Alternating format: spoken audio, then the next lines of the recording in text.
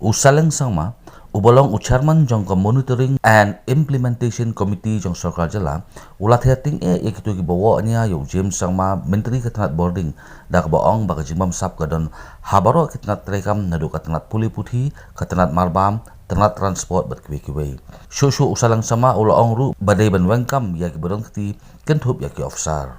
People used to talk about James when he was holding Home Minister. Now again he is being targeted after being, stripped off from the Home Minister.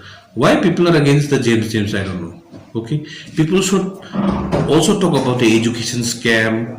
People should talk about the, the breach in, that Valley Bridge, which was already, damaged. And I would like to thank NHI, BRO, Nitin Gadkari and Preston Song for those who has already taken the initiative at least to look after this particular bridge.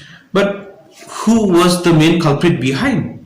Whether it was a contractor, whether it was the transport who allowed that overloaded trucks to fly over that bridge, what was the way of the bridge? All those things are there. Not only the James, it's getting fed up, every day. What about the FCI and all, food production? What about the, COVID? All those things are there. Lots of scams are there from each and every department. But why James is to be targeted every now and then? It looks funny actually. Very funny. Very, very funny actually. Why James? James was stripped from the Home Minister. Now again he was given this and again he is being targeted. I don't know. Why people are not targeting others? Industry. There's lots of single window which is already been cleared.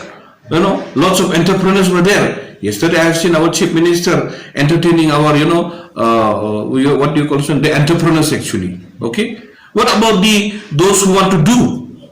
Okay, in industry they are not allowing the those who is already been released by the single window system.